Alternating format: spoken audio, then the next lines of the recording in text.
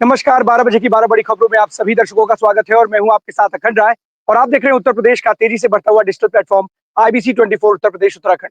12 बजे की महत्वपूर्ण खबरों की शुरुआत करते हैं। आपको बता दें कि अब विधानसभा में विधायकों को जो छूट मिलती थी विधायक पास पर, अब वो मिलने वाली नहीं है। विधायकों के लिए अब आरएफआईडी को यूज किया जाएगा। आपको बता दें, कई ऐसे मामले सामने आए थे और यहाँ तक कि ऐसे मामले सामने आए थे कि एक विधायक के पास ही, जो बाहुबली विधायक है, उनके पास 18 पास थे। ऐसे में सतीश महाना जो विधानसभा अध्यक्ष है, उन्होंने पहले ही कहा था कि विधानसभा के जो विधायक हैं उनको उनके लिए अब आरएफआईडी, जो रेडियो फ्रीक्वेंसी आइडेंटिफिकेशन नंबर होगा, उसके तहत अब केवल विधायकों को 2 ही पास मिलेंगे। क्योंकि लगातार विधायक मान मनौवल करके और किसी न किसी जुगाड़ से अपने अपने करीबियों के लिए विधानसभा पास की जुगाड़ कर लेने तक इस तरीके के जो भी पास अभी तक जारी किए गए हैं वो खत्म हो जाएंगे और अब आरएफआईडी के माध्यम से ही विधानसभा में एंट्री मिलेगी। तमाम ऐसी शिकायतें मिलती थी कि विधानसभा पास लगी गाड़ियां अंदर चली जाती हैं, जिसके बाद वहां पर एक अलग सा ही नजारा देखने को मिलता है। चारों तरफ केवल गाड़ियों का ही अंबार होता है और इसका लाभ उठाते हैं उनके करीबी, उनके कार्यकर्ता। ऐसे में विधानसभा अध्यक्ष ने स्पष्ट कहा था कि अब केवल विधायकों को 2 ही पास मिलेंगे। अब इसको लेकर के बहुत जल्द ही चीजें शुरू कर दी जाएंगी। लगातार ऐसे कई मामले सामने आ रहे थे कि एक एक विधायकों के नाम पर ही कई सारे पास जारी हो रहे थे, जिसकी शिकायत भी की गई थी। और अब स्पष्ट रूप से इसको लेकर के विधानसभा अध्यक्ष ने पूरी तरीके से खाका तैयार कर लिया है। अब आरएफआईडी के माध्यम से, रेडियो फ्रीक्वेंसी आइडेंटिफिकेशन के माध्यम से ही अब विधायक पास जारी होंगे और विधायकों को केवल अब 2 ही पास मिलेंगे। दूसरी बड़ी खबर की बात कर लेते हैं। आपको बता दें, मेरठ से ही जो खबर है वो आ रही है और जिसने सबको झकझोर दिया, रिश्तों को शर्मसार कर देने वाली खबर थी कि जिस युवक ने अपने परिवार से अपने परिवार की रजामंदी के बगैर एक अपने प्यार से शादी की और लव करने का ये नतीजा मिला कि उसके जो पत्नी थी, उसने अपने बॉयफ्रेंड के साथ मिल करके उस युवक की हत्या कर दी। उसने अपने घर वालों से जाकर के इतर इस लड़की से शादी की थी, जिसका नाम मुस्कान रस्तोगी बताया जा रहा है, जिसने अपने स्कूल के, ऐसी खबरें सामने आ रही है कि स्कूल का ही फ्रेंड था, 8वीं तक दोनों ने साथ पढ़ाई की हुई थी। उसके साथ मिल करके इसने अपने पति की हत्या कर दी। एक मासूम बच्ची है जो क्लास दूसरे की छात्रा है। ऐसे में लगातार रिश्तों को शर्मसार कर देने वाली ये जो घटना है, ये अपने आप में एक बहुत बड़ा सवाल खड़े करती है कि किस तरीके से रिश्तों में भी अब लोग एक दूसरे के साथ दगाबाजी कर रहे हैं। आपको तस्वीरें दिखाते हैं कि किस तरीके से वकीलों का गुस्सा इस महिला और उसके जो प्रेमी पर फूट पड़ा, किस तरीके से दोनों की पिटाई वकीलों ने कर दी। आपको तस्वीरें दिखाते हैं।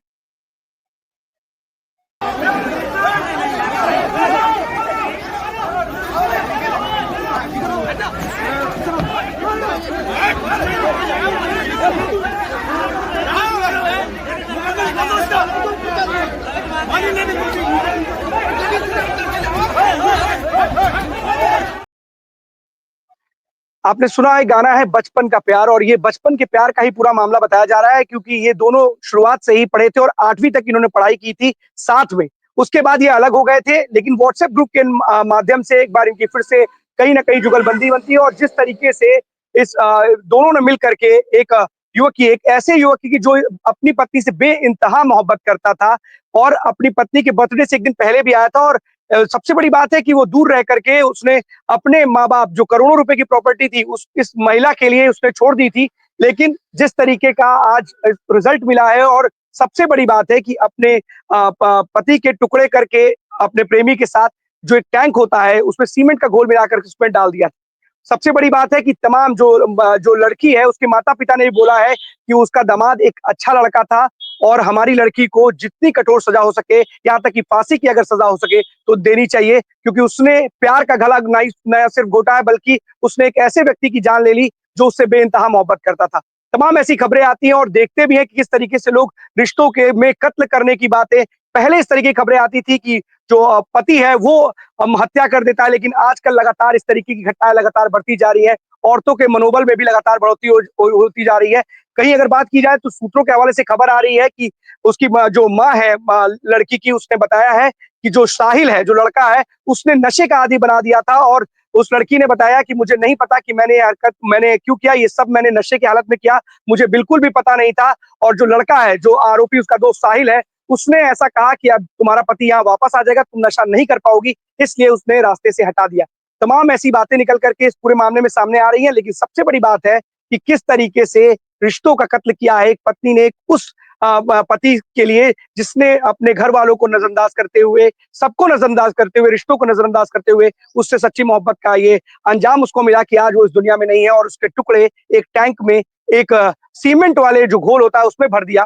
तो तमाम ऐसी खबरें आती हैं। अब देखने वाली बात होगी कि न्यायपालिका कानून कौन सी सजा इस युवती को देता है और उसके प्रेमी को देता है।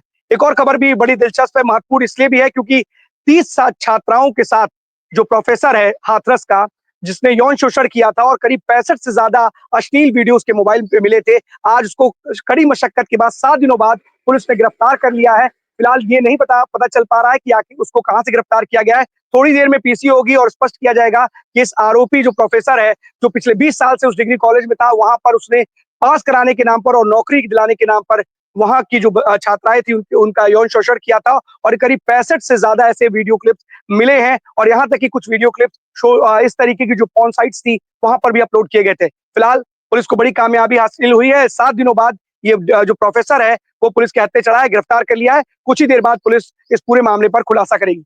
अब चलते हैं अपने सभी सहयोगियों के पास, एक करके हमारे साथी स्क्रीन पर जुड़ेंगे और जो आज की बड़ी खबरें उनके शहरों की वो बताएंगे। सबसे पहले हमारे साथ एसपी सिंह जुड़े हुए सुल्तानपुर से। एसपी, कौन सी बड़ी खबर है सुल्तानपुर से?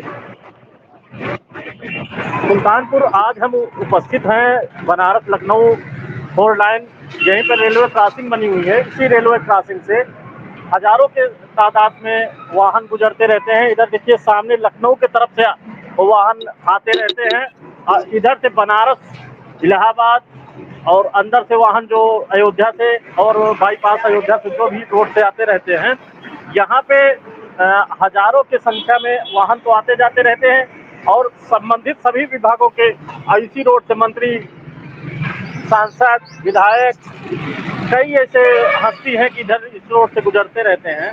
लेकिन ताज्जुब की बात यह है कि संबंधित अधिकारी मौन बना हुआ है। इसी रोड पर ये देखिए गिट्टी का ढेर बना हुआ है और ऑटो रिक्शा, मोटरसाइकिल, ये ट्रक की, ये बस की चपेट में आते हैं। यहाँ जब मुड़ते हैं तो टायर के नीचे सभी आ जाते हैं। अचानक ऐसी गाड़ियाँ मुड़ती रहती है, इधर से ट्रक बस मुड़ती रहती है, उधर सामने से भी गाड़ी आती रहती है। स्थिति ये हो जाती है तो ट्रक के सीधा टायर के नीचे आ जाते हैं। अभी कल की ये डेट में ये रेलवे क्रॉसिंग का जो ये आपका रेलवे क्रॉसिंग का ये जो बना हुआ है गेट, इस गेट को एक मोटरसाइकिल वाला निकला और उधर से पहले हुआ तो ट्रक वालों ने दाहिनी साइड को काटा तो ये पूरा गेट जो है क्षतिग्रस्त हो गया था, जिससे आवागमन लगभग 2 से ढाई घंटा बाधित रहा, जाम लगा हुआ था। ये स्थिति देखिए बनी हुई है। ट्रक जब मुड़ते रहते हैं तो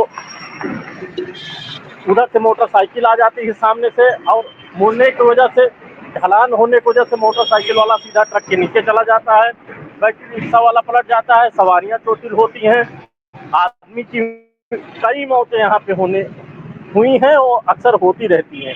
इतनी बड़ी समस्या ये बनारस और लखनऊ 4 लाइन बनाया हुआ है। संबंधित अधिकारी, शासन प्रशासन की क्या मंशा है, संबंधित अधिकारी क्या करना चाह रहे हैं, कितनी मौतें होंगी, इसका कोई आंकड़ा नहीं है। लेकिन स्थिति ये जस की तस बनी हुई है। वही गड्ढा मुक्त सड़क का जो 0 टॉलरेंस के हिसाब से स्थिति जो दर्शाई जाती है, नहीं तो स्थिति जस की तस बनी हुई है। लोक निर्माण विभाग, NHAI अपना वाहवाही लूटने के लिए तो तमाम चीजें हैं, वाहवाही वहां लूटी है, लेकिन लोगों की जान के साथ इस तरीके से खिलवाड़ कब तक चलेगा? क्या करने के लिए आपको अधिकारी बनाया गया? क्या देखने के लिए बनाया गया है क्या? आपको समझ में नहीं आता है कि क्या करना चाहिए, क्या उचित है, क्या अनुचित है? इस तरीके से लोग इस तरीके की दुविधा में, इस तरीके से अपने आप की जान जोखिम में डाल करके जाने के लिए मजबूर है। क्या कर रहे हैं आप? आपके पास किस तरीके की जिम्मेदारियां हैं? घर में और एसी कमरों में बैठ करके आपके पास इस तरीके का रोड मैप बनाने की तैयारी नहीं? कहाँ पे क्या किसको असुविधा हो रही है? लगभग मान चलिए अखंड यहाँ 2.5 से 3 फीट का गड्ढा हो गया है। गिट्टी लगभग मान चलिए कि कुछ नहीं होगी तो 3 टाली ट्रैक्टर की टाली के बराबर यहाँ गिट्टी एकत्रित हो गई है।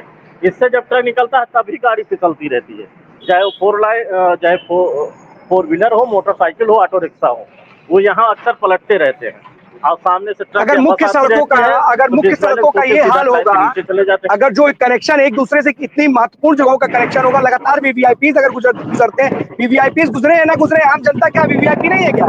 जिनके वोट से आप लोग चुन करके विधायक बनते हैं, बाद में मंत्री बनते हैं, सांसद बनते हैं, उन लोगों को भी इस चीज के बारे में ध्यान नहीं देना चाहिए क्या? क्या अधिकारी तो इतने लापरवाह है, मस्त है अपने आप में, सब गर्मी कहीं चला करके ऑफिस में ऐसी कहीं बैठे सबसे होंगे, बड़ी उनको तो ये सड़कें दिखाई नहीं दे रही होंगी। सबसे बड़ी ताजुब की बात अखंड आपको बताएं कि यही ट्रांसपोर्ट नगर बसाया गया है। आगे आरटीओ दफ्तर है, सीएमओ कार्यालय है, कई अरे हम कह विद्यालय रहे बने सब हुए कुछ हैं, बसाया गया इंटरनेशनल है, अगर विद्यालय ऐसे बने हुए बसाने हैं, का क्या बड़े मतलब है कि मॉल अगर बने वहां पर मूलभूत सुविधा है, जो रोड मूलभूत सुविधा में आती है, और लगातार इसको लेकर के सीएम योगी संजीदा जी। और लगातार कहते रहते गड्ढा मुक्त सड़कें, लेकिन अगर है कोई मतलब ही नहीं है। अधिकारी आराम से अचेत अवस्था में पड़े हैं क्या? उनको पता नहीं है कि क्या क्या चीजें चल रही हैं, क्या हालत है रोड का? अगर किसी अधिकारी से बात की थी आपने, एसपी? इस पे अधिकारियों से हमने बाइट लिया था, तो उन्होंने ये कहा था कि हाँ इसका बजट आएगा, अभी तो क्लोजिंग सत्र चल रहा है, अगर क्लोजिंग सत्र का बहाना बनाते हुए टरकाते रहेंगे तो मार्च में क्लोजिंग सत्र, फिर एक महीना कहेंगे हमारे पास कोई बजट ही नहीं है, तो इसमें करते करते तब तक तो 20 को जाने चली जाएगी शुरू से। दिक्कत यही है कि लगातार बहानों की एक बड़ी फहरिस्त होती है, एक बहाना, दो बहाना, तीन बहाना, चार बहाना, काम ना करने के हजार बहाने हैं, और उन्हीं बहानों का सहारा लेकर के लोगों को छोड़ दिया जाता है मरने के लिए। अगर ऐसे अधिकारी रहेंगे, अपनी जिम्मेदारियों का निर्वहन नहीं कर पाएंगे, उनको पता ही नहीं है कि हमारी क्या जिम्मेदारी है, तो ना जाने वो क्या करेंगे। फिर भी फिलहाल अगर सिर्फ उस विभाग के संबंधित अधिकारियों से बात कीजिएगा और पूछिए कब तक इस ये जो बेहाल सड़क है, बदहाल सड़क है, इसका कब तक वहां पे आम जनता के लिए जो बदहाली है, इससे कहीं ना कहीं निजात मिल पाएगा। बहुत बहुत धन्यवाद आपका इस तमाम जानकारी के लिए। इंद्रवीर हमारे साथ जुड़े हुए रायबरेली से। इंद्रवीर, कौन सी बड़ी खबर है? बता दें, मेरी मौजूदगी इस समय रायबरेली और अगर बात करें तो रायबरेली और अमेठी बॉर्डर पे एक हमारा अंतर्राष्ट्रीय लेवल पे जो है एक इंस्टीट्यूट चलता है, और उसको अगर बात करें तो शॉर्ट फॉर्म में एफडीडीआई, और बात करें तो इसका फुल फॉर्म जो है वो, अगर हम बात करें तो footwear design and development institute है। कहना हेर यू अखंड? बिल्कुल इंद्रवीर, बताइए आप। हेलो जी। इंद्रवीर, तो आपकी आवाज आ रही है, अखंड ये बताइए। हम वहां पे हमारी मौजूदगी यहीं पे है, और यहाँ पे आज जो है एक प्रेस कॉन्फ्रेंस ऑर्गेनाइज की गई थी, उस प्रेस कॉन्फ्रेंस में मौजूदगी, और इस प्रेस कॉन्फ्रेंस का टाइम होते ही हमारा लाइव आ गया, तो मैंने कहा लाइव पे आपके जो हमारे यहाँ के जो हेड है, अधिकारी है, उनसे अगर बात करें तो कार्य निदेशक जो है श्री सुनील कुमार द्विवेदी जी है, और ये प्रेस कॉन्फ्रेंस जो इंस्टीट्यूट है बड़े पैमाने पर ये चलाया जाता है, और अभी बीच में बात करें तो लगभग जो है इसकी जो अभी जो स्ट्रेंथ है वो स्टूडेंट टोटल जो अगर बात करें तो कई ऐसी योजना जो समाज कल्याण के विभाग के लगभग 85 to 100 है। अगर बात करें तो आने वाले समय में इसको इसमें इंस्टीट्यूट में कैसे बच्चे पार्टिसिपेट कर सकते हैं, उनके लिए सरकार की तरफ से और समाज कल्याण विभाग की तरफ से और आने वाले समय में बैंकों की तरफ से एक जो है इंस्टीट्यूट बड़े पैमाने पर बच्चों को सुविधाएं मुहैया कराए जाने को लेकर के ये प्रेस कॉन्फ्रेंस ऑर्गेनाइज की गई, और ये राष्ट्रीय लेवल की जो है इंस्टीट्यूट है अखंड। और हमारे साथ बात करने के लिए सुनील कुमार जी हैं। सुनील कुमार जी, सबसे पहले तो आपका आईबीसी में स्वागत है, और हम लाइव पे इस समय अपने डिजिटल प्लेटफॉर्म पे, और जानना चाहेंगे सर किस चीज को लेकर ये प्रेस कॉन्फ्रेंस ऑर्गेनाइज की गई है। हमारे साथ हमारे जो एंकर है वो अखंड जी हैं लखनऊ से लाइव में, तो किस चीज को लेकर ये ऑर्गेनाइज किया गया है, ये आप पहले जानना चाहेंगे, आपका पूरा परिचय। मेरा नाम सुनील कुमार है। Footwear design and development institute एक इंस्टीट्यूट ऑफ नेशनल इम्पोर्टेंस है। इस इंस्टीट्यूट में यूजी और पीजी प्रोग्राम्स रन कराए जाते हैं।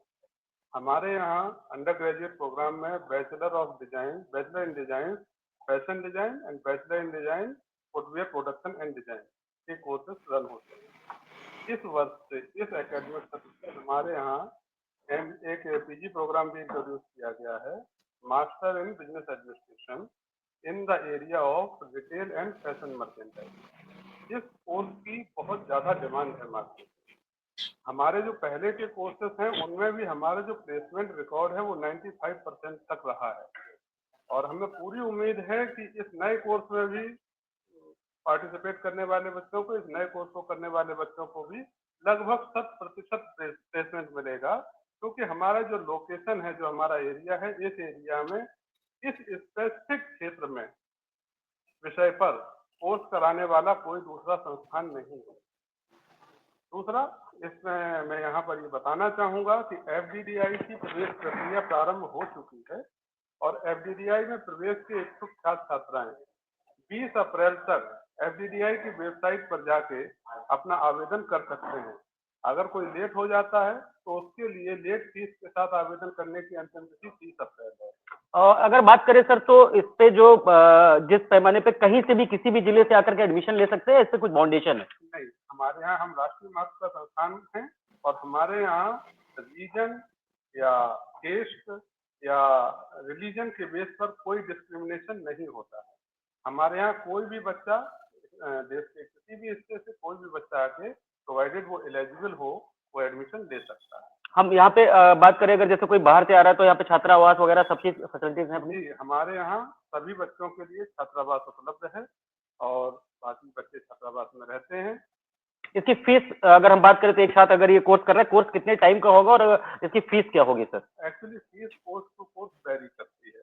इसके लिए बेहतर है कि छात्र हमारी वेबसाइट पर पड़े हुए एडमिशन प्रोस्पेक्टस को देख लें, तो उनको कैंपस वाइज किस कैंपस में किस कोर्स की क्या फीस है उसके डिटेल्स प्राप्त हो जाएंगे। Thank you so much. अखंड कोई सवाल है आपका? नहीं, बिल्कुल आपने सभी सवाल लगभग पूछ लिए इंद्रवीर जी, क्योंकि ये राष्ट्रीय लेवल के जो अपने इंस्टीट्यूट है उस पे जो है बड़े पैमाने पर ये लोग जो है बच्चों को एडमिशन के लिए और उसमें आने वाले समय में जिस तरीके से ये डेवलप हमारे इंडिया को जैसे गेन इंडिया और आगे कई ऐसी स्किल इंडिया कई ऐसे अपने नेफ्ट हो गया राइवली में और ये एफडीडीआई है और इसको लेकर कई तरीके से बड़े पैमाने पर राष्ट्रीय लेवल पे भी इसकी जो है चलाई जा रही है और इस पे आने वाले समय में बहुत पुराना है। जब कहते नहीं कि जब कांग्रेस बात करें अगर कांग्रेस की तो यहाँ पे थोड़ी सी पॉलिटिक्स भी आती है अखंड, और ये उस जमाने से है जब कांग्रेस ने यहाँ पे अपना सत्ता जमाया था, तो उस जमाने से कई ऐसी बड़ी चीजें रही जो अमेठी और रायबरेली को लेकर के तब से ये जो है एफडीडीआई भी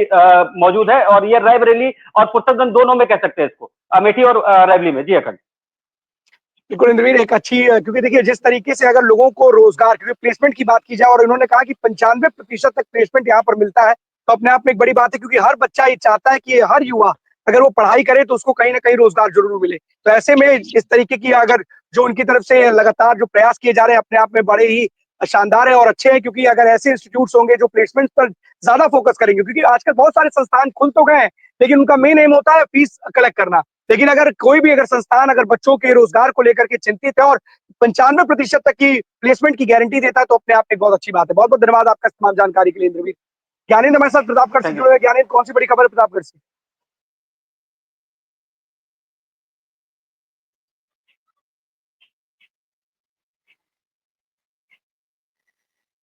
ज्ञानेंद्र अनम्यूट कर लीजिए।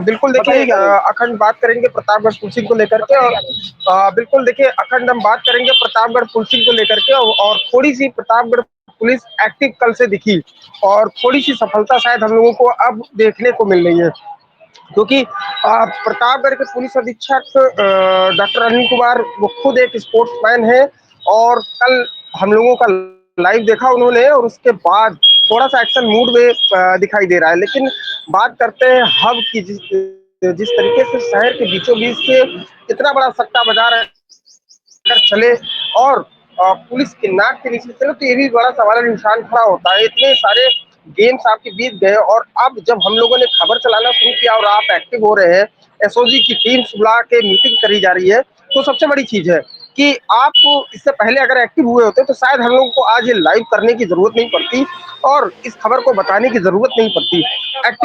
एक्टिव दिख रहे हैं, लेकिन पूरे के पूरे सट्टा बाजारों को लेकर के जिस तरीके से अभी भी पूरा माहौल, क्योंकि आज देखिए 20 तारीख हो चुकी है, कल का गैप छोड़ के परसों से आईपीएल शुरू है, कल ओपनिंग है, तो अब सट्टा बाजार पूरी तरीके से गर्म है और बोलियां शुरू हो चुकी है।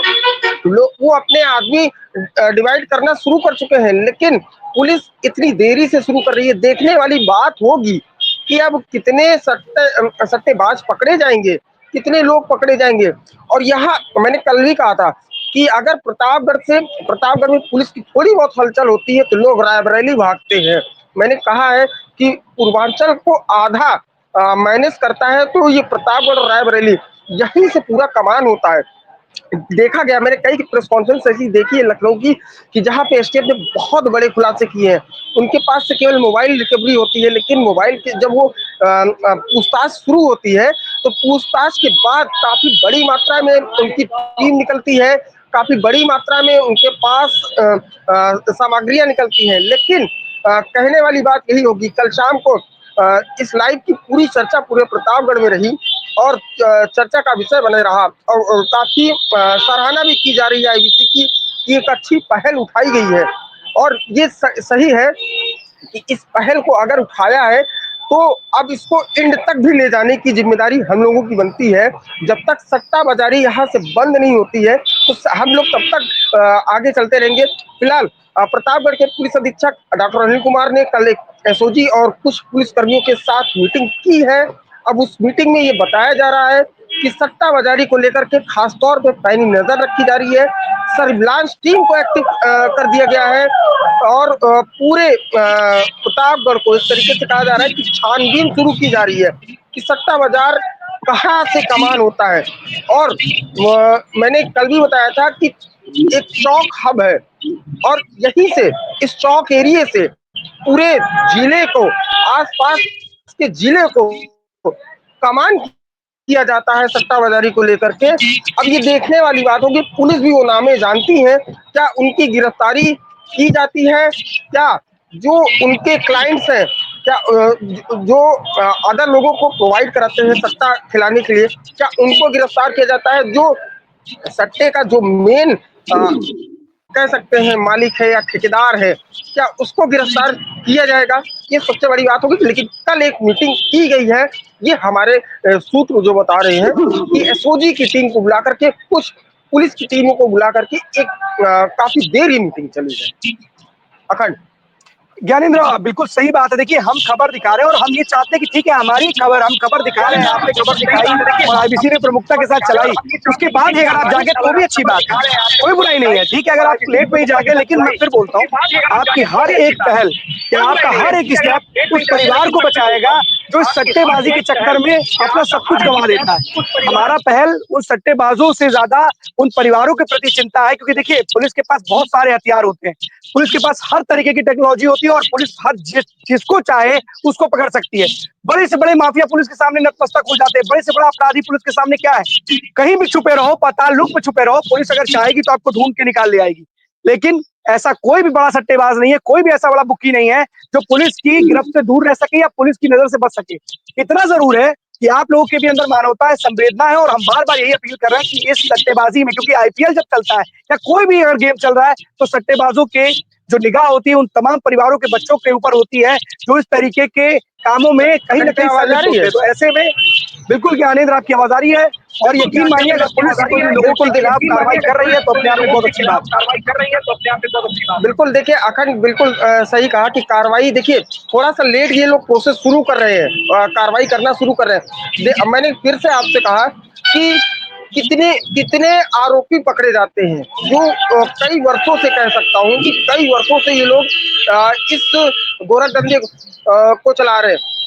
और खास तौर पे कि लोग एक तरीके से अब, क्योंकि आईपीएल 22 से है, मैं फिर कह रहा हूँ, रिपीट कर रहा हूँ, पुलिस अभी भी अगर जाग जाती है और निष्पक्षता के साथ काम करती है, क्योंकि ये भी है कि डॉक्टर अनिल कुमार के जो एक तरीके से स्पोर्ट्समैन है, वो भी वो क्रिकेटर है। मैंने कई बार कहा है कि उनको क्रिकेट से बहुत प्रेम है और खास तौर पे युवाओं को ज्यादा मौका देते हैं। अगर वो स्पोर्ट्स और क्रिकेट खेलते भी है पुलिस लाइन ग्राउंड में तो सबसे ज्यादा यंगेस्ट लड़के को तो ये नहीं कहेंगे कि अपने सिपाहियों के साथ वो बाहरी लड़कों को बुलाते हैं, उनको ट्रेनिंग, खासतौर पे एक स्पोर्ट्स कैंप भी उन्होंने पुलिस लाइन में बहुत बढ़िया सा मेंटेन करवाया है।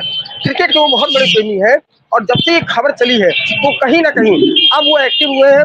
उन्होंने साफ तौर पे और सख्त एकदम रवैया अपनाया है। उन्होंने ये कहा है कि निष्पक्ष तरीके से जो मेन सरगने हैं सट्टेबाजों को, उनको बुलाया जाए। अब मेरे रहते हुए अब कोई भी परिवार जो है बर्बाद नहीं होगा। खासतौर पे एक बड़ी कार्रवाई करने की बात तो कही जा रही है।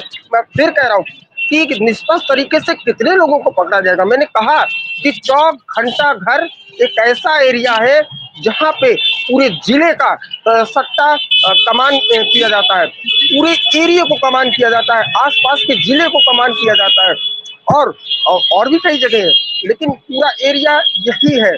लेकिन फिलहाल अब कल से एसओजी एक्टिव हुई है तो अब देखने वाली बात होगी कि कितनी कार्रवाई की जाएगी।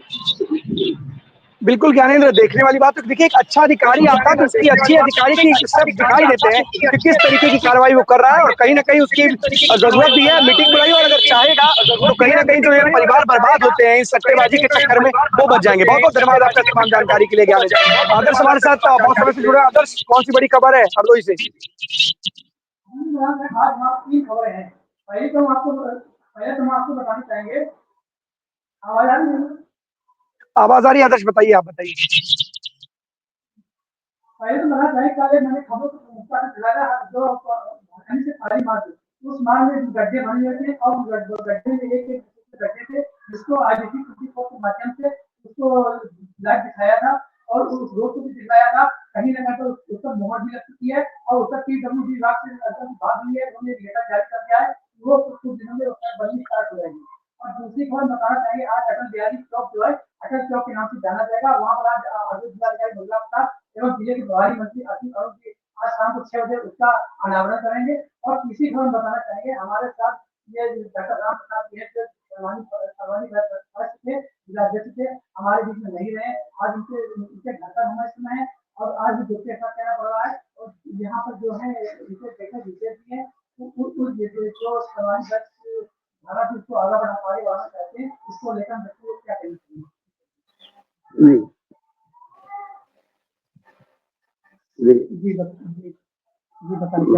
मैं रितेश गुप्ता, हमारे बड़े दुख के साथ कहना पड़ रहा है कि हमारे परम पूज्य पिताजी डॉक्टर राम प्रसाद गुप्ता निवासी मोहलिया शिपार हरदोई आज कर्तव्यनिष्ठ सत्य के राह पर चलने वाले समाज सेवी और सम्मानी वैश्य समाज के हरदोई जिले के अध्यक्ष, जिला अध्यक्ष हमारे बीच नहीं रहे हैं। तो समाज के उन लोगों से मैं जो हमारे पापा ने कड़ी जोड़ना चाही थी कि गरीब कन्याओं के विवाह के लिए सबसे पहले उन्होंने शुरुआत की समाज के लिए, और उन्होंने कई 2-3 वर्ष प्रोग्राम ये कराए।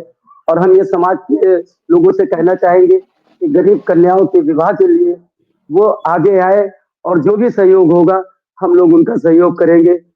और हमारे दो पिताजी आज हमारे बीच नहीं रहे। तो अखंड जी हम बताना चाहेंगे कि जो इनके पिताजी थे बढ़ चढ़कर हिस्सा लेते और डॉक्टर भी थे थे। और दूसरा बात अगर हम कहना चाहेंगे कि जो कन्या के विवाह होते थे उन विवाह पर आगे बढ़कर वो हिस्सा लेते थे। बस हम इतना कहना चाहेंगे। बिल्कुल आदर्श, बड़े दुख की बात, और सबसे बड़ी बात है कि एक समाज में इस तरीके के जो व्यक्ति होते हैं उनके जाने के बाद किस तरीके की स्थितियां होती हैं और कितना समाज को लेकर के उन्होंने क्या-क्या योगदान दिया है, एक बहुत बड़ी बात है।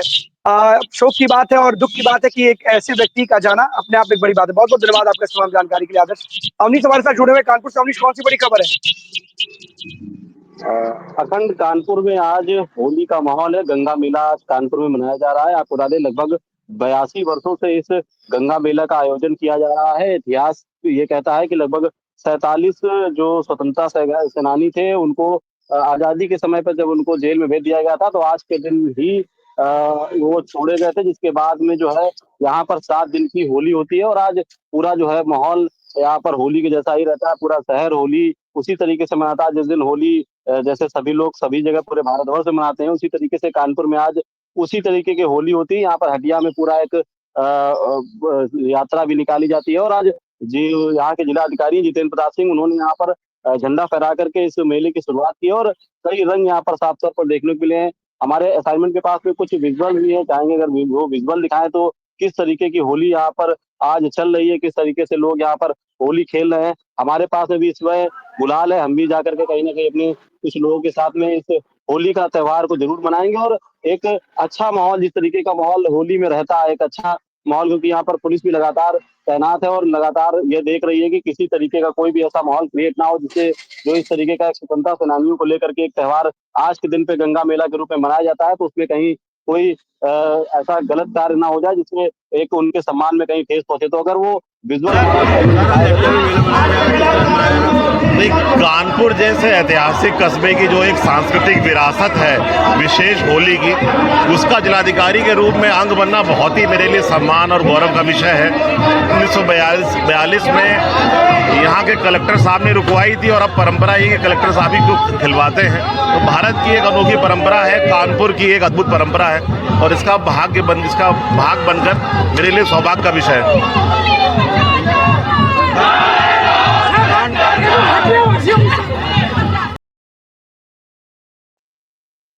बड़ा ही अलग नजारा दिख रहा है अवनीश। सबसे बड़ी बात है कि होली तो खत्म हो गई, लेकिन आज एक बार फिर से ये तस्वीरें देख करके लग रहा है कि मानो होली का त्योहार आज ही के दिन मनाया जा रहा हो।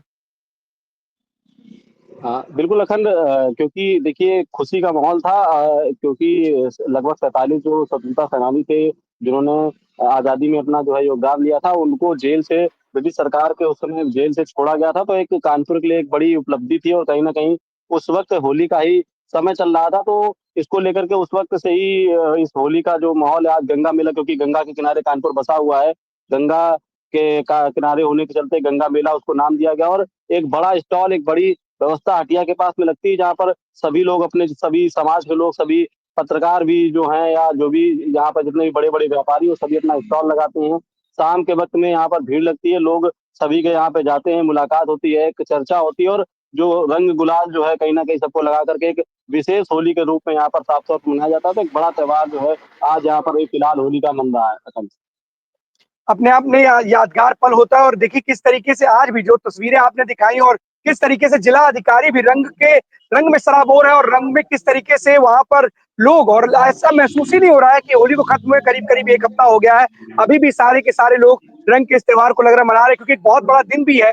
और जिस तरीके से आपने इस पूरी घटना का वर्णन किया और बताया कि गंगा मेला क्यों मनाया जाता है, अपने आप में एक अद्भुत नजारा है। बहुत बहुत धन्यवाद आपका इस तमाम जानकारी के लिए अवनीश। जितेंद्र हमारे साथ बस्ती से जुड़े हुए हैं। जितेंद्र, कौन सी बड़ी खबर है बस्ती से?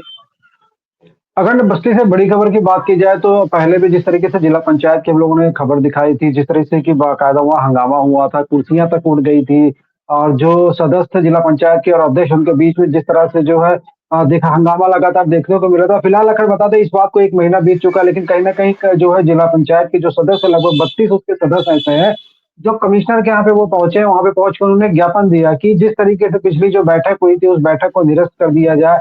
अगर वो बैठक निरस्त नहीं होती है तो वो जो है आने वाली 25 तारीख को मंडलायुक्त कार्यालय पे वो धरने पे बैठेंगे। अखंड कहने के सवाल ये भी उठ रहा है कि 32 सदस्य जो है वो धरने पे बैठेंगे। बीजेपी के जिला पंचायत है और बीजेपी के ही सदस्य हैं जो है धरने पे बैठने की बात कर रहे हैं। कहीं ना कहीं जिस तरीके से अभी दो दिन पहले भी अखंड एक विजुअल भी आया हुआ था, एक वीडियो वायरल भी हुआ था कि जो जिला पंचायत अध्यक्ष महोदय है वो कहीं ना कहीं नोट उठाते हुए उड़ाते हुए दिख रहे थे, बारबालाओं के साथ डांस करते हुए भी दिख रहे थे। अक्सर चर्चा में रहते हैं, कहीं ना कहीं वो उनके ऐसे कारनामे अक्सर उजागर होते लगे। कहीं ना कहीं जो जिला पंचायत के सदस्य उन लोगों ने ये भी आरोप लगाया कि जो वो पैसा वहां उड़ा रहे हैं कहीं नहीं वो बस्ती की जनता का पैसा है और वो जनता के काम के लिए, उनके हित के लिए रखना चाहिए। लेकिन एक नुकसान अखंड में अगर बात करूं तो इस पूरे खींच तनाव की अगर बात की जाए तो नुकसान अगर किसी का हो रहा है तो वो बस्ती की जनता का नुकसान हो रहा है। क्योंकि अखंड जिस तरीके से बोर्ड की बैठक होती है उस बैठक में जो है जिस तरीके से सदस्य और जिला पंचायत के अध्यक्ष हों या एमए हों जो और अधिकारी हों वहां बैठते हैं, जनता के विकास के बारे में बात होता है, उनके कार्यों के बारे में बात की जाती है, कैसे कार्य करने हैं उसकी रणनीति तय की जाती है। लेकिन कमीशन के चक्कर में जो ये हंगामा हुआ कहीं ना कहीं अखंड सवालिया निशान खड़ा हो रहा है। अब बाकी अब ये देखना होगा कि क्या 25 तारीख को जिला जो मंडल आयुक्त महोदय है अगर उनके द्वारा कोई कार्रवाई इस पर नहीं की जाती है, बैठक को निरस्त नहीं किया गया अगर उसको, तो जो धरने पे बैठेंगे ये अब देखना होगा। लेकिन कहीं ना कहीं दोनों के बीच में अभी भी ये बातें अटक रही है कहीं ना कहीं कि इसका समझौता कैसे होगा, क्या इसको बैठ के समझाया जाएगा या ये मामला इस तरीके से चलता रहेगा और बस्ती की जनता को ये जो नुकसान है ये कहीं ना कहीं ये झेलना पड़ेगा। अखंड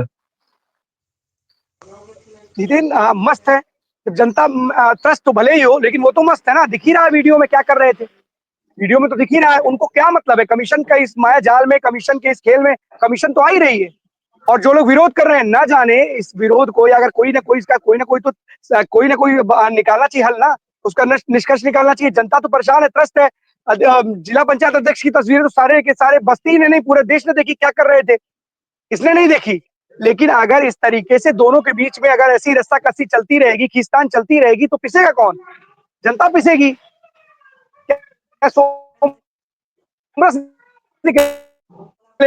क्या इसकी लड़ाई के बाद, इस लड़ाई में जो पिस रहे हैं लोग, क्या सोमरस निकले?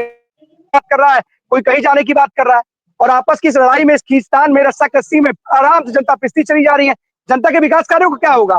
क्या धन इसीलिए है कि कहीं उड़ाया जाए, किसी के ऊपर उड़ाया जाए? निष्कर्ष क्यों नहीं निकाल रहे, कोई हल क्यों नहीं निकाल रहे वहां के लोग? बिल्कुल अखंड, जिस तरीके से अधिकारी मंडल आयुक्त के पास पहुंच चुके हैं और 1 महीना इस बात को हो भी चुका है, फिर रिसेंटली बात की जाए, कल उन लोगों ने फिर एक ज्ञापन दिया है, अल्टीमेटम दे दिया है 25 तारीख का। क्या पिछले 1 महीने में इसमें कोई कार्रवाई नहीं हो सकती थी या कोई जांच नहीं हो सकती थी कि किस तरीके से जांच करके 1 महीने का काफी लंबा समय होता था, इस अखंड इस समय में जांच करके कार्रवाई करते या किसी तरह की कोई भी हल निकाला जा सकता है, लेकिन कहीं ना कहीं खींचतान सिर्फ बढ़ती हुई दिखाई दे रही है अखंड। लेकिन अभी तक जो है इसका समाधान कैसे होगा और जनता बस्ती की जनता को जो है उनके विकास के कार्य की जो राह है वो कैसे दिखेगी अखंड, ये सवाल अभी भी खड़ा हुआ है। फिलहाल हमारी नजर भी इस पे बनी हुई है कि अब देखना होगा कि क्या 25 तारीख को जो जिला पंचायत के जो सदस्य लगभग 30 से 32 ऐसे सदस्य जो धरने पे बैठने की बात कर रहे हैं, क्या उनको न्याय मिलता है या जिला पंचायत अध्यक्ष महोदय का जो कारनामा है क्या वो फिर से उजागर होगा या फिर से उनके खिलाफ एक नई वीडियो को सामने आएगा? कहीं ना कहीं ये सवाल निशान खड़े हैं और बिल्कुल इंतजार रहेगा कि किस तरीके से बस्ती की जनता का समाधान हो सके अखंड। बस्ती की जनता, यूं कहे जनता तो इसीलिए है कि आराम से लोगों के नेताओं के जो कहानियां है ना, या कहे कि जो आपस में लड़ाई है, खींचतान, उसी में पिसती रहे, कोई मतलब नहीं है। और जो भी लोग इसके लिए जिम्मेदार हैं, इसका हल निकालना चाहिए, निष्कर्ष निकालना चाहिए। क्योंकि अगर ऐसी खींचतान बनी रहेगी, अगर इस तरीके से, अगर इतने बड़ी संख्या में अगर जिला पंचायत सदस्य जाकर के जिला पंचायत अध्यक्ष के खिलाफ धरने की बात करते रहेंगे, तो समाधान कैसे निकलेगा? कोई ना कोई तो समाधान जरूर होना चाहिए। और मेरे को लगता है, अपने आप में हमें खुद भी लगता है कि कहीं ना कोई किसी न किसी जांच कोई करानी चाहिए। और अगर ये कमीशन के खेल की बात हो रही है और इतने परसेंट 40% कमीशन की बात की जा रही है, वैसे भी किसी से छिपा नहीं है जितेंद्र की जिला पंचायत में क्या कुछ होता है, किसी से नहीं छिपा है। सारे लोग देखते हैं कि जिला पंचायत में होता क्या है, और जिला पंचायत में जो पैसे का जो खेल है, बंदर बाट होती है, वो कैसे होती है। और बहुत सारी ऐसी तस्वीरें आती रहती है और हम दिखाते रहते हैं अपने दर्शकों को कि जिला पंचायत के नाम पर किस तरीके से जो सरकारी धन का है उसको लूट खसोट की जाती है, कैसे जनता के गाढ़ी कमाई को जो ये जिला पंचायत के कामों में आती है, इसको किस तरीके से इनकी बंदरबाट की जाती है। तमाम अधिकारी है, इनकी मिलीभगत के माध्यम से पैसे की लूट खसोट की जाती है। और जिला पंचायत अध्यक्ष जी हैं, उसी तरीके से अपने अलग ही माहौल में आनंद लेते हुए नजर आ ही रहे।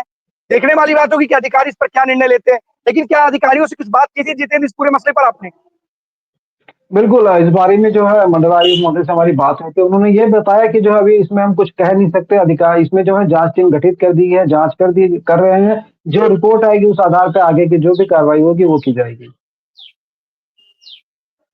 क्या कार्रवाई की जाएगी और कितने दिनों में कार्रवाई की जाएगी, सवाल तो यही बनता है जितेंद्र, क्योंकि इतने महीने बीत चुके हैं। अगर 1 आध महीने करीब हो चुका है और इस तरीके से अगर सदस्य जो धरने की बात कर रहे हैं, तो हमें लगता है कि आगे चल के चीजें और बिगड़ेंगी अगर इसका समाधान जल्द से जल्द नहीं निकाला गया। बहुत बहुत धन्यवाद आपका इस महत्वपूर्ण जानकारी के लिए जितेंद्र।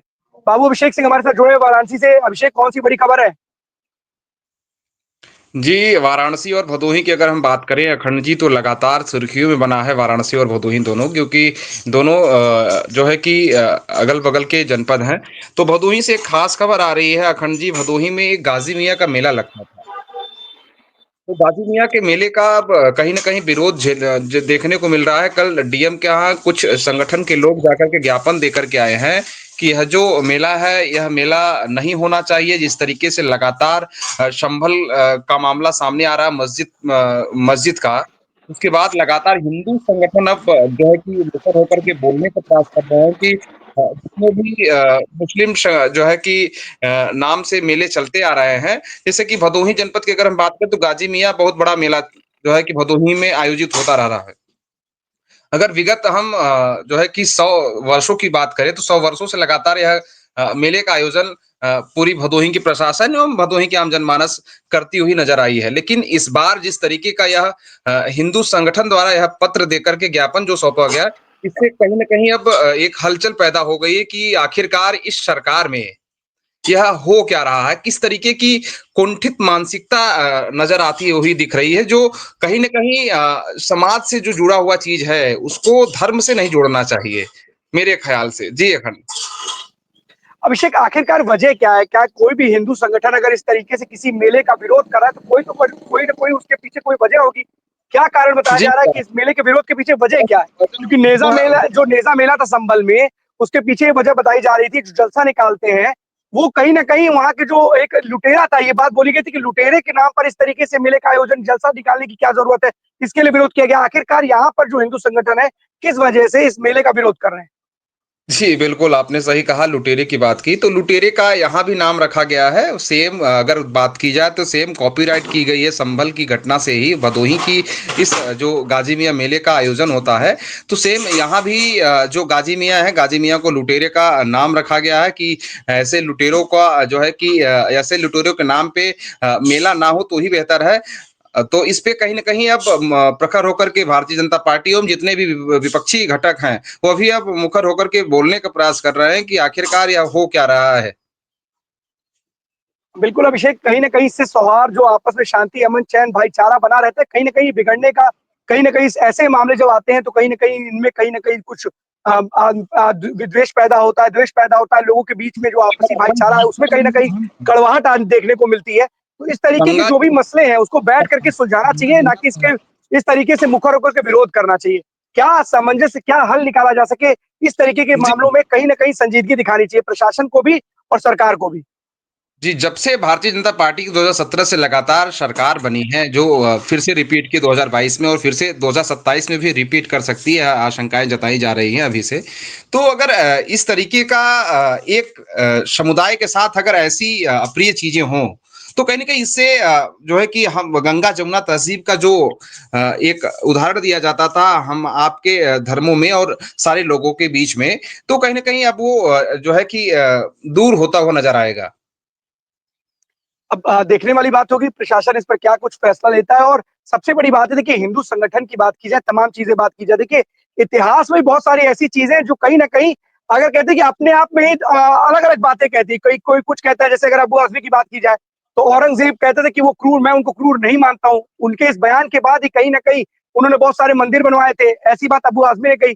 इसके बाद इसे विवाद उत्पन्न हो गया। लेकिन जी, सवाल यही है कि अगर ये नेता इस तरीके एक के बात बेफिजूल के तो बयान देंगे, औरंगजेब आज धरती पर तो है नहीं, और औरंगजेब को लेकर के इस तरीके की बयानबाजी का क्या मतलब है? और बिल्कुल सच्चाई की बात है, अच्छे, और बिल्कुल, अगर किसी आक्रांता या अगर आक्रांता और क्रांतिकारी के बीच में, क्रांतिवीर के बीच में अगर कोई करेक्शन करने की कोशिश करेगा तो अपने आप में गलत है। अभी हाल फिलहाल ऐसे में स्वामी प्रसाद मौर्य बोल रहे थे, अभी संगीत सोम का भी एक बयान कल आया है कि औरंगजेब की तरह ही अखिलेश यादव और राहुल गांधी भी देशद्रोही हैं। तो तमाम ऐसी बातें हैं लगातार नेता कर रहे हैं, जिसकी बात से कहीं ना कहीं बयानों के जो तीर चलाए जाते हैं, इसकी वजह से जो आपसी भाईचारा है, माहौल है, वो खराब होता है। तमाम जगह इस तरीके की तस्वीरें देखने को मिली, और नागपुर में क्या कुछ हो रहा है सब पूरा पूरा का पूरा देश देख रहा है, किस तरीके से डीसीपी के ऊपर कुल्हाड़ी से हमला किया जा रहा है। तो ऐसी बातें, ऐसी बयानबाजी करने से क्या फायदा है, ऐसा माहौल खराब करने से क्या फायदा? जो चीजें चली आ रही है उसको जरूर कहीं ना कहीं उसका समाधान निकाला जाए। हो सकता है बहुत सारे लोग को उसकी बात की जानकारी नहीं, अगर कुछ गलत है तो उसके बारे में लोगों को अवेयर कराया जाए कि ये चीजें गलत हो रही है, इसको हो सके तो इसको बंद कर दीजिए। प्यार से अगर किसी को आप समझाएंगे तो मुझे लगता है ज्यादा आसानी से समझेगा, लेकिन अगर है बयानबाजी करेंगे तो दिक्कतें पैदा होंगी। तो उसको इस तरीके से रूप दे करके अलग अलग वे में ले जाना ये कहीं न कहीं गलत है। दूसरी बात ये कि अभी भारतीय जनता पार्टी के ही जो है कि घटक दल है जो है कि संजय निषाद का। संजय निषाद की आप जो है कि हमारे दर्शक भी सुने होंगे, आप भी सुने होंगे उन्होंने क्या कहा अभी कि नहीं नहीं, कल कई सुनाया था उनको, कल दरोगाओं को लेकर के जिस तरीके से पुलिस को लेकर के उन्होंने मामला बोला था। जनप्रतिनिधियों पे कोई जो है कि प्रयास नहीं की जा रही कि इनके आवाज को कैसे बंद की जाए। ये सत्ता में बैठे हैं इसके बाद भी इनकी ऐसी आवाज है। आज अगर विपक्ष देखिए में कोई अभिषेक, भी तरीके की आवाज उठाती तो आज उसका हाल क्या होता? सबसे बड़ी दिक्कत यही है कि हम किसी को मौका देते हैं और मौका दर मौके के बाद इस तरीके की स्थितियां पैदा होती है। कोई कहता है पीला गमछा डाल करके थाने चले जाओ, पुलिस कुछ कह दे तो बताना। कोई कहता है कि अगर निषाद या किसी ऊपर अगर फर्जी मुकदमे लगे हैं तो हम देख लेंगे, उनके खिलाफ कड़ी कार्रवाई करेंगे। हमारा इतिहास ये है, हम 7 दरोगाओं को उनके हाथ पैर तुड़वा के गड्ढे में फिकवा करके यहाँ तक पहुंचे। तो अगर ऐसी बयानबाजी अगर सत्ता पक्ष के नेता करेंगे और एक एक राजनीतिक दल है उसके राष्ट्रीय अध्यक्ष करेंगे, तो कहीं ना कहीं अपने आप में गलत मैसेज जाएगा। पुलिस पर इस तरीके की बयानबाजी कर रहा है जो जिसपे हमारा पूरा उत्तर प्रदेश गर्व करता है। कोविड से लेकर के और महाकुंभ में उत्तर प्रदेश पुलिस ने अभूतपूर्व कार्य किया है जो प्रशंसनीय है। अगर उस पे ऐसे कैबिनेट मिनिस्टर आवाज देंगे, अपनी मुखर होकर के बात रखेंगे कि मैंने हाथ पैर तुड़वा करके गड्ढे में फेंकवा दिया, तो ये कहाँ का औचित्य है? नहीं, अभिषेक बिल्कुल सही बात है, बिल्कुल औचित्य नहीं बनता और शायद यही कारण है कि विभिन्न राजनीतिक दल उनके इस बयान के बाद हम उनके निशाने पर है। और सबसे बड़ी बात है कि संजय निषाद को किसी भी नेता को, मैं संजय निषाद की बात नहीं करूंगा क्योंकि आपको याद होगा कि विधानसभा चुनाव के दरमियान जिस तरीके से अखिलेश यादव का एक बयान वायरल हुआ था, वो मंच से ही पुलिस वालों को हड़काते हुए नजर आए थे, तो कहीं ना कहीं एक मैसेज गया था और खरी खोटी सुनाई थी अखिलेश यादव को तमाम लोगों ने। और अब संजय निषाद, किसी बयान के बाद संजय निषाद लोगों के निशाने पर है, विपक्षी पार्टियों के निशाने पर है। लेकिन राजनेताओं को इस तरीके से बयानबाजी खुले मन से नहीं करनी चाहिए, ऐसा कोई भी शब्द नहीं बोलना चाहिए जो अपने आप में अशोभनीय हो, अमर्यादित हो। और साथ ही साथ हमारे देश और प्रदेश की पुलिस, क्योंकि देखिए पुलिस दिन रात मेहनत करती है, किस तरीके कार्य करती है सबने देखा है। सवाल खड़े करना बहुत आसान काम है, उनके मनोबल को तोड़ा ना जाए, उनके मनोबल को बढ़ाया जाए। बिल्कुल अगर किसी ने गलत किया है, कोई सीनियर अधिकारी भी अगर उसने भी गलत किया है तो उसके खिलाफ कार्रवाई जरूर करनी चाहिए अगर किसी बेकसूर को फंसाने का काम किया गया है। लेकिन ऐसा नहीं है कि हम हर पुलिस वाले को एक ही तराजू में तौले और अच्छे और बेईमान दोनों को अगर एक ही तराजू में तौल करके सबको लेकर के उसी तरीके की बातें कहें तो गलत होगा। अधिकारियों को के साथ किस तरीके का बर्ताव करना चाहिए, एक नेता को, आप मंत्री हो सरकार में, मौजूदा सरकार में मंत्री हैं और उत्तर प्रदेश जैसे राज्य में आप मंत्री हैं, तो आपको बहुत कुछ सोच समझ के बोलना चाहिए। ऐसा कुछ भी ना बोले जिससे जो आपसी सौहार्द है वो भी बिगड़े और कहीं ना कहीं एक गलत मैसेज भी जाए। बहुत बहुत धन्यवाद आपका तमाम जानकारी के लिए अभिषेक। लगातार इस तरीके की बयानबाजी से पूरा का पूरा देश किस तरीके से राजनीतिक माहौल खराब हो जाता है, पूरा का पूरा देश अस्थिर मोड में चला जाता है क्योंकि अस्थिरता फैल जाती है, लोग आपस में टकराने लगते हैं। और नागपुर में भी तस्वीरें देखी, संभल में भी देखी, बयानबाजी क्या कुछ करा सकती है। बहुत सारे ऐसे उदाहरण हमारे समाज में पेश हैं। ऐसे में इन नेताओं से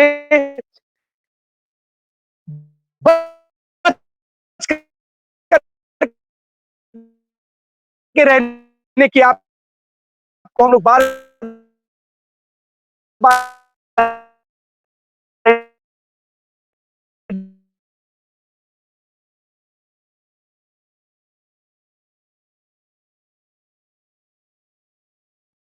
हैं और आपसी सौहार्द को बिगाड़ने का काम करते हैं, वो किसी से छिपा नहीं है। संगीत सोम का बयान हो या फिर स्वामी प्रसाद मौर्य का बयान हो, लगातार बयानबाजी कर रहे हैं, गड़े मुर्दे उखाड़ने का काम कर रहे हैं। अगर अबू आजमी को भी प्रेम था तो अपने मन में रखते, इस तरीके से औरंगजेब पर टिप्पणी करके एक बेफिजूल के विवाद को उन्होंने एक बेफिजूल के विवाद को जन्म दे दिया है। साथ ही साथ स्वामी प्रसाद मौर्य भी बोल रहे हैं कि लगातार क्रूरता की बात कर रहे हैं। संगीत सोम ने भी कल जिस तरीके का बयान दिया और संजय निषाद का भी बयान वायरल है।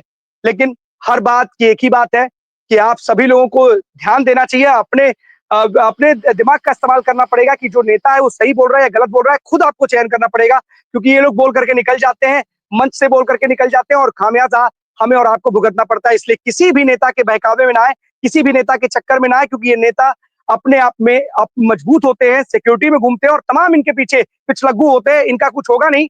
आप उनके चक्कर में पड़ करके ना सिर्फ सलाखों के पीछे चले जाएंगे बल्कि कई सालों तक जेल की सलाखों के पीछे रहेंगे और सड़ भी जाएंगे। इनको कोई फर्क नहीं पड़ता क्योंकि किस तरीके से कई सारे जो पार्टी के कार्यकर्ता हैं वो आत्महत्या कर लेते हैं। आपने देखा भी होगा, हाल फिलहाल का एक बड़ा मामला है, किस तरीके से एक युवक ने एक बड़े नेता के ऊपर आरोप लगाया था। तो बहुत सारी ऐसी चीजें हैं, तो कार्यकर्ता हो या फिर आम जनता हो, इनको विशेष रूप से इस चीज का विशेष ध्यान रखना चाहिए कि आखिरकार नेता अपने हित और अपने फायदे के लिए ऐसा कुछ कह के चला जाएगा लेकिन दिक्कतें आपको बाद में झेलनी पड़ेगी। तो 12 बजे 12 बड़ी खबरों में आज के लिए बस इतना ही। कल हम आपके सामने फिर से होंगे हाजिर, तब तक के लिए दीजिए हमें इजाजत। धन्यवाद।